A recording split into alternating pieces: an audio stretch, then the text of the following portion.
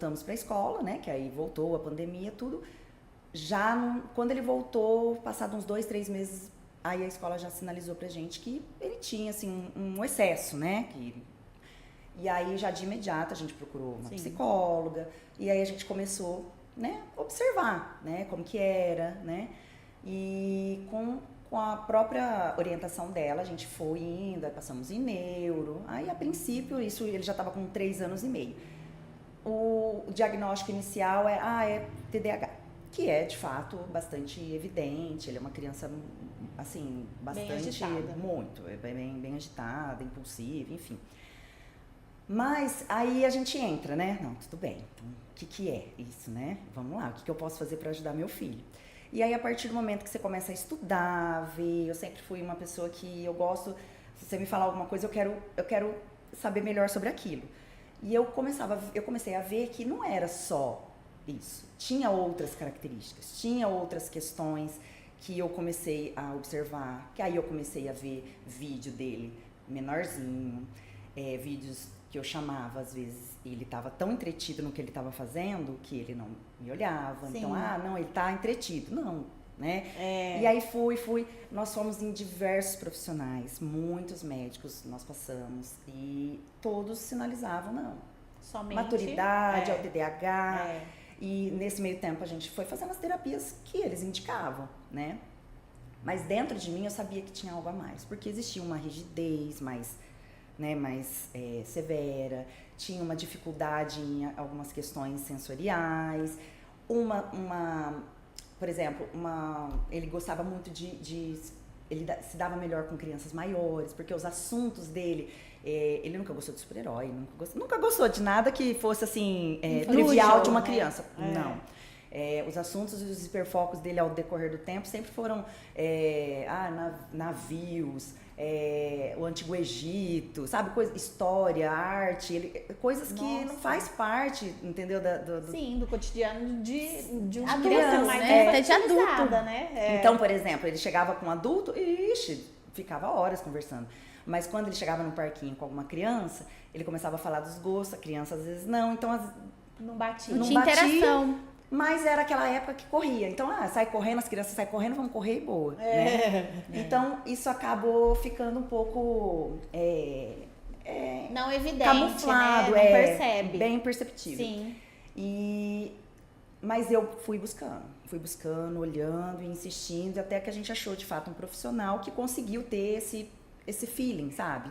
De pedir, falar, não, me dá tudo que você tem de imagens e vídeos, né? Que a gente tem, né? tudo que você tem, que eu quero ver. E aí a gente foi para essa consulta, uma consulta online, ele lá do Espírito Santo, o médico. Eu fui para essa consulta, assim, ele conhecendo o meu filho exatamente assim, não só naquele momento da consulta, mas toda uma vivência, né? Pediu o vídeo dele escovando os dentes, dele interagindo com a irmã, dele, entende? Então, difícil, vários ambientes. Isso foi muito importante. Por quê? Porque tem coisas que às vezes você não consegue relatar os termos que eles precisam saber, detalhes, né? E eles conseguem ver. E aí veio, definitivamente veio o diagnóstico de autismo nível 1 de suporte, né? Com TDAH, com 6 anos de idade. E aí eu falo assim, né?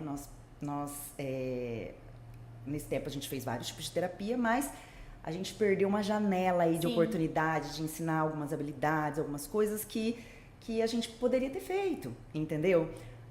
Por esse caminho. E eu falo assim, às vezes a gente tinha que trilhar esse caminho. Como família, é um sentimento de aperto no coração e de talvez de ter perdido, mas não é tarde. Talvez a gente precisava ter passado por tudo isso para poder dar o suporte que ele precisava. E aí a gente começou, né, em busca de fazer o tratamento direcionado, né?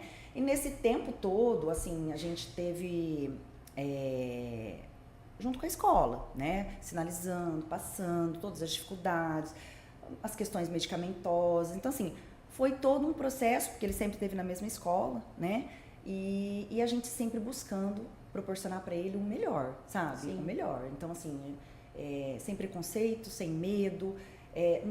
Não foi uma jornada fácil, porque, assim, por mais que você procure, né, Eu lembro que às vezes uma amiga minha falou assim, mas será que você não tá procurando pelo em ovo? Eu falei, não, eu preciso saber se tem um pelo nesse ovo. E se tiver, eu vou cuidar desse pelo, não é? Eu vou saber fazer, então eu preciso saber o que é.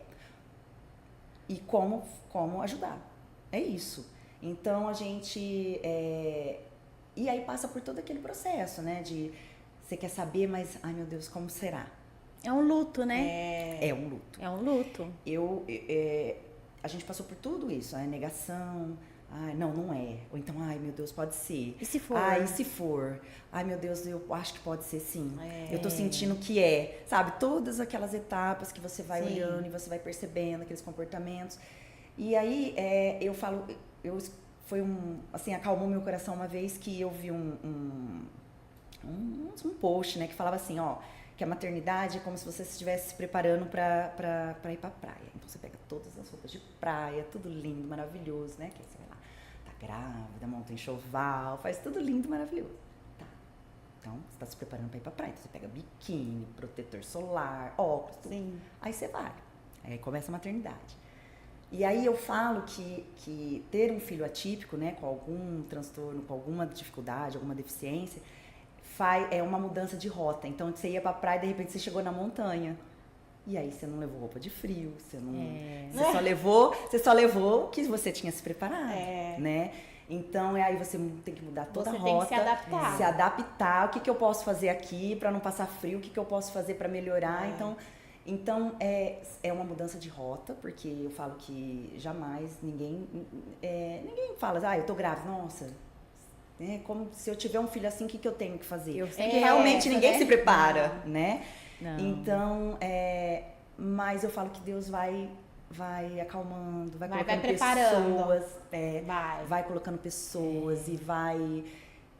porque o amor é muito grande, entende? É uma coisa, que nem eu falo, a maternidade, ela transforma, né? É uma transformação muito grande na vida da mulher, na vida da família. Sim.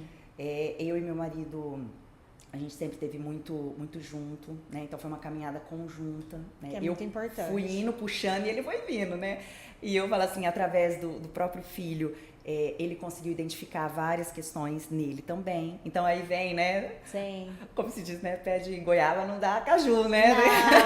Não, isso aconteceu comigo. E aí você vai, né, casando e vendo as questões, tanto minha quanto dele. E então, e aí a gente... Hoje consegui olhar e falar, não, eu tive essa dificuldade, você teve aquela, mas hoje a gente pode proporcionar para ele. E poupar, para que aconteça da melhor forma, que ele sofra menos. É lógico que a gente não consegue inibir 100%, não, colocar numa ele vai bolha. ter vivência dele, Isso né? é independente da criança, se ela tem alguma tem comorbidade ou não, algum transtorno. Ela carrega ou não. genética, né? Carrega. Independente. Entendeu? E a gente não vai conseguir blindar